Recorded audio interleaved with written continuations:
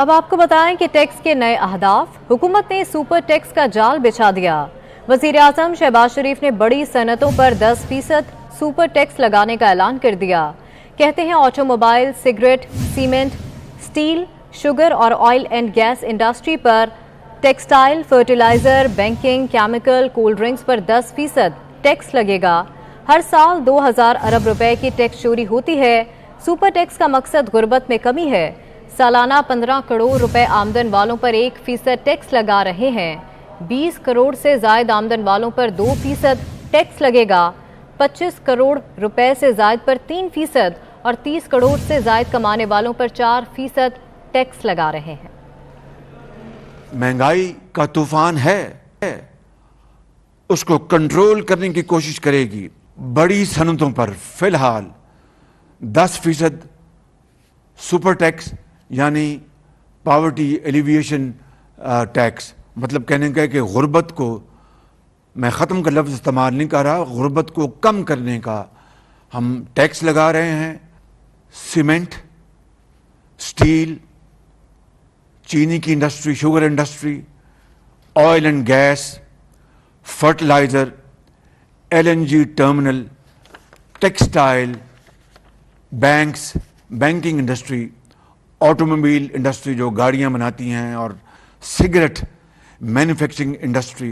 2000 अरब रुपया साल का जो टैक्स है मुख्तलिफ मदात में, वो गायब हो जाता है। बेवरेजेस के ऊपर भी ये 10% टैक्स लगाया गया है। सालाना 15 करोड़ से जायद कमाते हैं, उनकी आमदन पर 1% गुर्बत कम करने का टैक्स लगाया जा रहा है। जो अफराद 20 करोड़ रुपए से जायद उनकी आमदन है, उनके ऊपर 2% टैक्स लगाया जा रहा है, और जो अफराद 25 करोड़ रुपए से जायद कमा रहे हैं, उनके ऊपर 3% टैक्स लगाया जा रहा है, और जो लोग 30 करोड़ रुपए से जायद कमा रहे हैं, उनके ऊपर 4% टैक्स लगाया जा रहा है। अल्लाह ताला की कमाल मेहरबानी से इस मुल्क के हालात इंशाअल्लाह बदलेंगे। वज़ीर ख़ज़ाना मिफ्ता इस्माइल कहते हैं मुश्किल फैसले करके मुल्क दिवालिया होने से बचा लिया।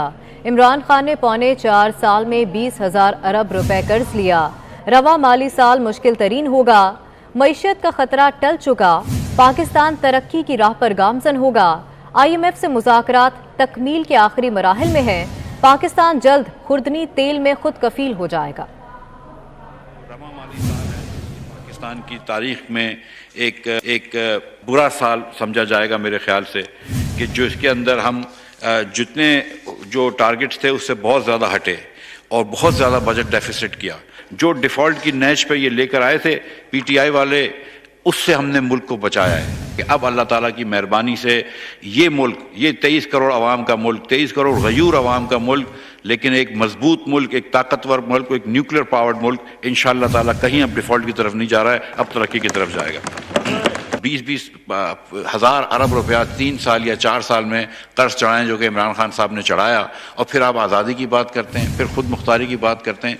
जब आप 20,000 अरब रुपया 4 साल में कर्ज चढ़ाते हैं, 80% कर्ज जो 71 साल में चढ़ाया गया वो आप पौने 4 साल में चढ़ाते हैं, तो फिर आप खुद मुख्तारी की तरफ नहीं जा रहे, फिर तो आप गुलामी की तरफ जा रहे हैं। फिर आपको इस किस्म के भाषण नहीं देने चाहिए। IMF का प्रोग्राम सस्पेंड हो गया था, उसको ज़रूर स्टार्ट करना ज़रूरी था, हमारे मुल्क को तबाही से बचाने से, डिफ़ॉल्ट से बचाने के लिए। हम अल्लाह ताला की मेहरबानी से IMF से हमने काफ़ी मुज़ाकरात करे हैं। इंशाअल्लाह ताला ये मुल्क जो है वो खुर्दनी तेल में खुद कफ़ील होगा। हम उस तरफ गामजन हुए हैं। अभी आपको बराह रास्त लिए चलेंगे। PTI रहनुमा न्यूज़ कॉन्फ्रेंस कर रहे हैं। मैं आपको एक अंदाज़ा देता हूँ, आप सारों को पता भी होगा कि चावल ईद के बाद से जो सुपर कर्नल चावल है 150 रुपये से 300 रुपये किलो हो चुका है। अभी बजट के असरात आवाम पे नहीं आए, डीजल के असरात आवाम पे नहीं आए। कराची में चक्की का आटा 95 रुपये किलो हो चुका है। डीजल की कीमत 84% बढ़ चुकी हुई है। पेट्रोल की कीमत 56% बढ़ चुकी हुई है। बिजली की कीमत जो ये 45% बढ़ाने की बात कर रहे हैं, जो कम से कम इस्तेमाल करने वाला गरीब आदमी, उसके लिए 70 से 80% बढ़ रही है। गैस जो ये कह रहे हैं 45% औसत बढ़ेगी, सबसे कम जो गैस इस्तेमाल करता है उसका बिल 450% बढ़ जाएगा। ये तमाम चीजें। अब उसके बाद इन्होंने आज आपने तकरीर देखी होगी, शहबाज शरीफ साहब ने कहा कि जो हम टैक्स लगा रहे हैं इससे गुर्बत कम होगी। पाकिस्तान में जब भी टैक्स लगा है अमीर पे, उसने पास ऑन की अपनी कीमतों पे। एक तो इससे कीमतें बढ़ेंगी, नंबर 2 हमेशा टैक्स अगर आपने कम कर लगाना है तो कंजम्पशन पे लगाएं। शौकत साहब ने जनवरी में कंजम्पशन पे सेल्स टैक्स लगाया ताकि वैल्यू चेन को आप कैप्चर करें। जो लोग उस चीज की तिजारत में हर एक को टैक्स लगाया जाए ताकि उसकी आमदनी में टैक्स लगे। ये क्या करते हैं, वही पुराना पाकिस्तान वाली जो मिसाल दी कि एक ही जो टैक्स दे रहे हैं उसी के ऊपर टैक्स का बोझ मजीद डाल दो। 10% टैक्स लगा दिया, आज 40% जो है आम कंपनी में टैक्स हो गया, बैंकों में 58% टैक्स हो गया है। इंडिया जिससे आपने कंपटीशन करना है, बांग्लादेश जिससे आपने कंपटीशन करना है, वहां पे 25% टैक्स है। तो पहले बताएंगे बैरूनी सरमायाकारी आपके मुल्क में कहां से आएगी? अगर किसी ने आके 60% टैक्स देना है तो वो कहेगा कि भाई इस मुल्क में रिस्क क्यों लूं। फिर इसके बाद इन्होंने जो सबसे अहम चीज है, जो 2-3 बातें मैं करूंगा फिर हम सवालात पे चले जाएंगे। मिफ्ता साहब ने कहा कि 4 साल के जो खसारे हैं उसकी वजह से आज मैंने 10% टैक्स लगाया। भाई उनको ये पता है कि कितना टैक्स आज का जो 10% टैक्स लगाया उनके इजाफी टैक्स कितना मिलेगा? सिर्फ 80 अरब रुपए। अगर कारखानों की रफ्तार वही रही जो शौकत साहब की जो है 10% के हिसाब से रही, हमारे हिसाब से कारखानों की रफ्तार। आगे बढ़े, आपको बताएं कि कारोबारी हफ्ते का आखिरी दिन स्टॉक एक्सचेंज में तारीखी गिरावट। स्टॉक मार्केट में 2053 पॉइंट्स गिर गए। पाकिस्तान स्टॉक एक्सचेंज 40,663 की सतह पर पहुंच गई है। आपको बताएं कि कारोबारी हफ्ते का आखिरी दिन है। स्टॉक एक्सचेंज में तारीखी गिरावट देखने में आ रही है। स्टॉक मार्केट 2053 पॉइंट्स गिर गई। पाकिस्तान स्टॉक एक्सचेंज 40,663 की सतह पर पहुंच गई है।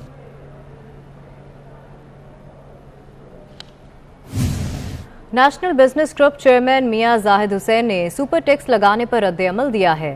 उनका कहना है कि महंगी बिजली और गैस से पहले ही परेशान हैं, ऊपर से हुकूमत ने बड़े पैमाने की सनतों पर 10% सुपर टैक्स आयद कर दिया। उन्होंने मजीद क्या कहा, आइए देखते हैं। आज वज़ीर आज़म पाकिस्तान जनाब मियां शहबाज शरीफ साहब ने और फिर मिफ्ता इस्माइल साहब ने कुछ बजट के हवाले से इक़दाम का ऐलान किया है जिसमें सुपर टैक्स का लफाज शामिल है।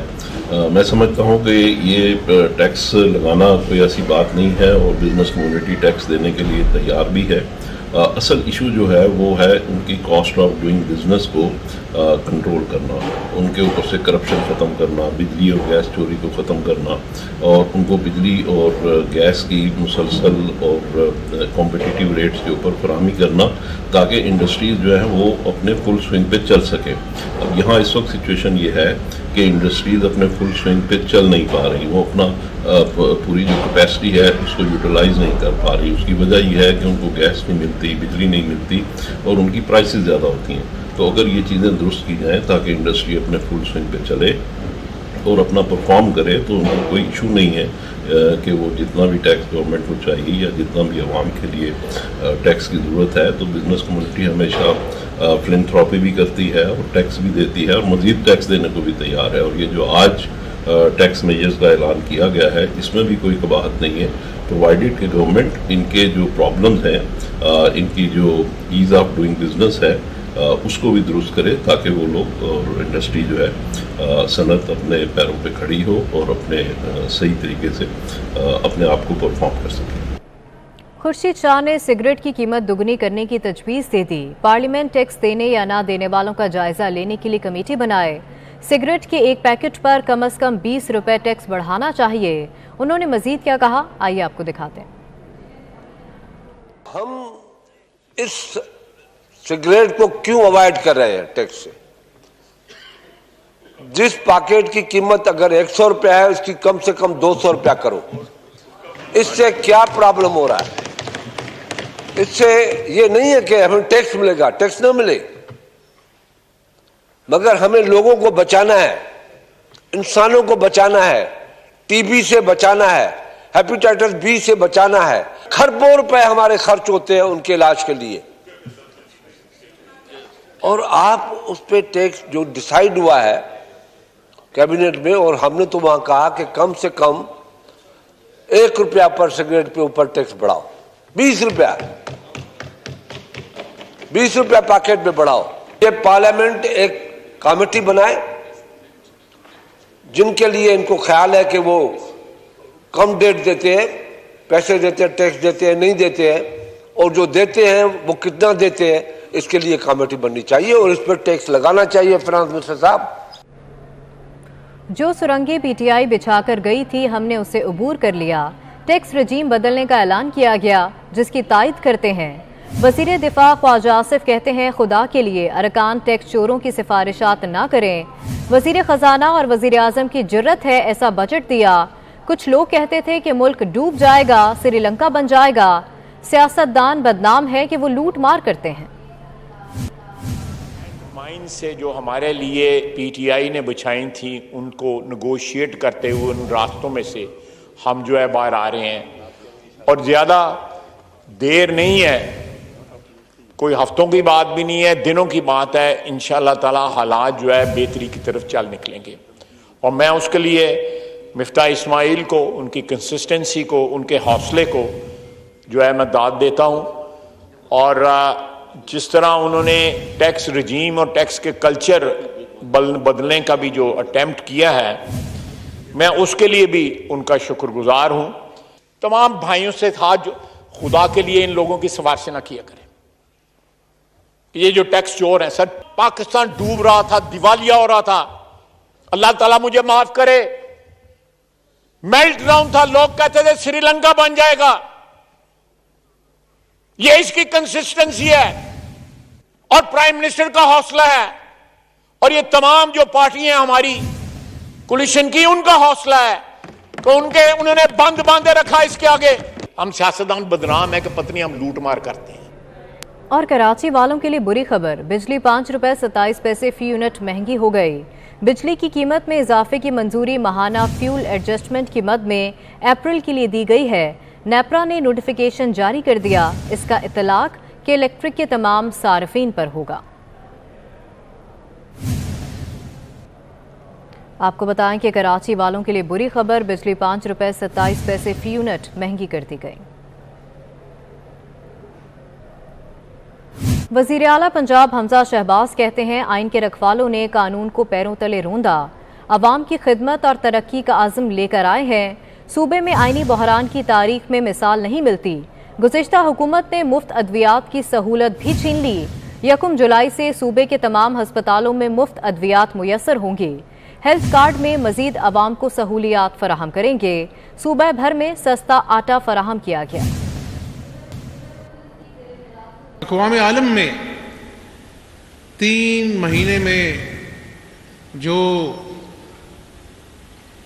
कॉन्स्टिट्यूशनल क्राइसिस आईनी वाले से जो दुश्वारियां पेश आईं, शायद वो उसकी नज़ीर ढूंढना मुश्किल है। वज़ीर आला के इंतखाब के लिए जो पाबंद कर बैठे थे आइन और कानून के, उन्होंने उस दिन आइन और कानून को अपने पैरों तले रोंदा। 160 रुपये सस्ता 10 किलो का आटा पूरी पंजाब के 36 अजला में अल्हम्दुलिल्लाह अवाम को मिल रहा है। मुफ्त दवाइयां 2018 से पहले जब मुस्लिम लीग नून की हुकूमत थी मिला करती थी अस्पतालों में, उसको यकमुश्त खत्म कर दिया गया। 1 जुलाई से पंजाब के 36 अजला में तमाम DHQ, THQ हॉस्पिटल्स में मुफ्त दवाइयां और कैंसर की मुफ्त दवाइयां मिलेंगी इंशाअल्लाह ताला। हम हेल्थ कार्ड में जो फैसिलिटीज गरीब आदमी के लिए अभी कम हैं, उसको ज्यादा कर हैव नॉट्स को देंगे और हैव से हम वापस लेंगे इंशाअल्लाह ताला। हेल्थ कार्ड को पूरी तरह उसकी ओनरशिप लेंगे हम इंशाअल्लाह। लॉन्ग मार्च के दौरान तोड़फोड़ करने वाले और जलाओ गहराव के 15 केसेस में इमरान खान को अबूरी जमानत मिल गई। अदालत ने इमरान खान को 6 जुलाई तक अबूरी जमानत दे दी। अदालत ने इमरान खान को 5-5 हज़ार के मचलके जमा कराने का हुक्म दे दिया। लॉन्ग मार्च के दौरान तोड़फोड़ करने और जलाओ गहराव के 15 केसेस में इमरान खान को अबूरी जमानत मिल गई। वज़ीर आज़म शहबाज शरीफ कहते हैं, गवादर के मसाइल दिल से हल करेंगे। जब तक मसाइल हल नहीं करेंगे चैन से नहीं बैठेंगे। मसाइल हल करेंगे। माहीगीरों की कश्तियों के लिए 2000 इंजन देंगे। माहीगीरों को मेरिट पर कश्तियों के इंजन देंगे। गवादर के लिए 100 मेगावाट बिजली पहुंचाएंगे। वो गवादर में तकरीब से खिताब कर रहे थे। 2000 इंजन्स का जो मैंने ऐलान किया था वो बाकायदा एक मेरिट बेस्ड उसकी इंशाअल्लाह डिस्ट्रीब्यूशन होगी। मैंने अभी रास्ते में जनाब एहसन इकबाल साहब से इस बारे में मैंने गुफ्तगू की है। उन्होंने बलूचिस्तान की हुकूमत से एक मनसूबाबंदी का जो एक पेपर है वो जी क्राइटेरिया वो उन्होंने मंगवाया है कि 2 हफ्ते में कॉन्ट्रैक्टर काम स्टार्ट करे और 3 माह में ये काम मुकम्मल हो ताकि ये 100 मेगावाट बिजली जो है ये पहुँचाई जाए। हमारा फ़र्ज़ है कि ये हुकूमत न सिर्फ उन वादों की पासदारी करे बल्कि आज के दौर में जो आपकी जो तकालीफ हैं मसाइल हैं उनको। मुशीर कानून सिंध और एडमिनिस्ट्रेटर कराची बैरिस्टर मुर्तज़ा वहाब ने सिंध की तमाम बार एसोसिएशन को हुकूमत सिंध की जानिब से 11 करोड़ 60 लाख रुपए के चेक तकसीम किए। कहते हैं सिंध की तमाम बार एसोसिएशंस को बिला तफरीक फंड्स फराहम किए गए। वकला के लिए हेल्थ इंश्योरेंस का इजरा कर दिया गया। उन्होंने कहा कि आज़ाद अदलिया के लिए वकला बरादरी की जिदोजहद बेमिसाल है। तकरीब में सेक्रेटरी कानून अली अहमद बलोच, सुप्रीम कोर्ट के सीनियर वकील Abid Zubairi, additional advocate general Sindh Allah Bachayo Soomro, people's lawyers forum Karachi division के सदर काजी बशीर अहमद भी मौजूद थे।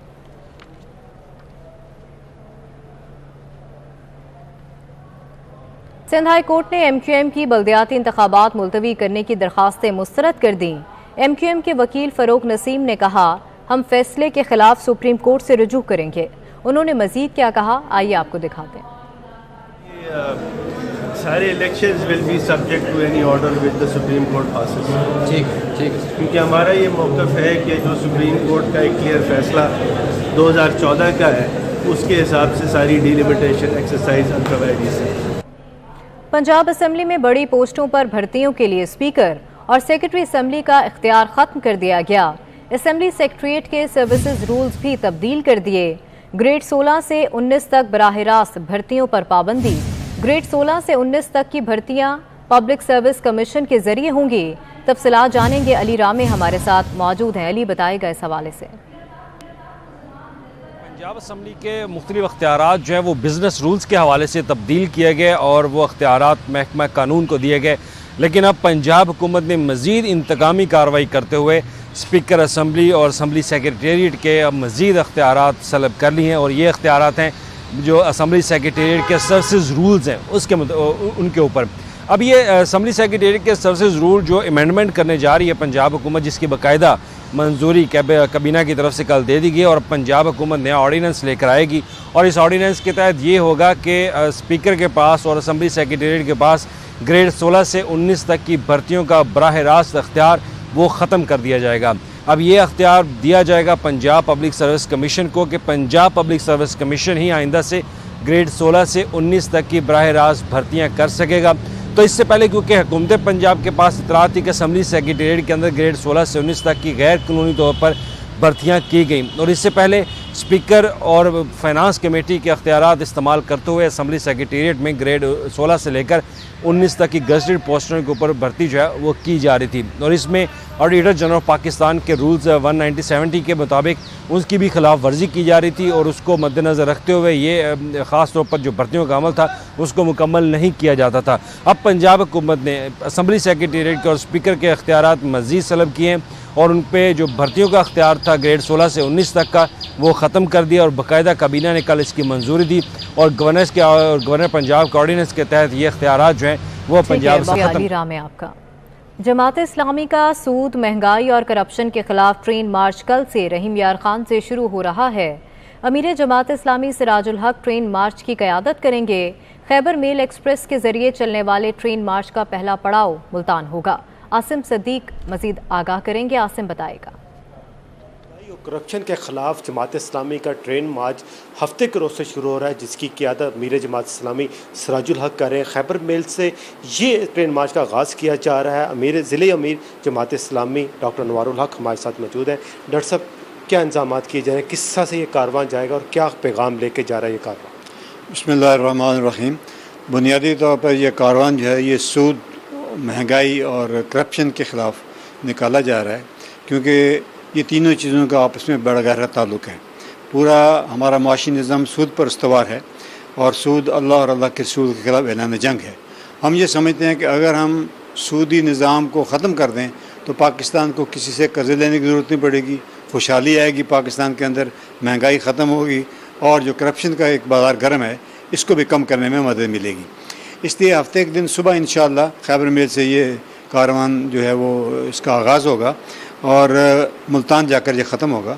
मुल्तान तक आने वाले तमाम स्टेशनों के ऊपर जमाती अफराद और हमारे बहुत शुक्रिया आसिम सदीक आपका। कराची में शदीद गर्मी का राज बरकरार है। महकमा मौसमियात के मुताबिक आइंदा 24 घंटों में सुबह और रात के औकात में बूंदाबांदी हो सकती है। मज़ीद जानेंगे अपनी नुमाइंदा आदिया नाज से। आदिया बताएगा शहर का मौसम कैसा रहेगा। बिल्कुल, कराची के मौसम के हवाले से अगर बात करें तो शहर में इस वक्त शहर का मौसम जो है वो गर्म और मरतूब है और दर्जा हरारत जो है वो 37 डिग्री सेंटीग्रेड पर पहुंच गया है। महकमा मौसमियात ने बताया था कि आज जो मैक्सिमम टेम्परेचर है वो 36 से 38 डिग्री सेंटीग्रेड तक जाएगा, तो अभी से 37 डिग्री सेंटीग्रेड तक तो दर्जा हरारत पहुँच चुका है और शहर में इस वक्त जो है वो शदीद गर्मी है। अलबत्ता अच्छी खबर कराची वालों के लिए ये कि समंदरी हवाएँ बहाल हो गई हैं और जनूब मगरबी सिम से जो हवाएँ चल रही हैं इनकी रफ्तार इस वक्त 5 से 10 नॉटिकल माइल है। रफ्तार खासी कम है, यही वजह है कि गर्मी की शिद्दत भी ज़्यादा है। जबकि आज अभी जो शहर में ह्यूमिडिटी है वो 35% है। 35% ह्यूमिडिटी जो है वो कम महसूस की जाती है, लेकिन जब 50% से तजावज़ करती है तो गर्मी की शिद्दत जो है वो और भी ज़्यादा महसूस होने लगती है। महकमा मौसमियात ने खबरदार किया था कि कराची में आइंदा रोज़ भी मौसम ऐसा ही रहेगा और गर्म और मरतूबियत का सामना करना पड़ेगा। बहुत शुक्रिया आदिया नाज आपका।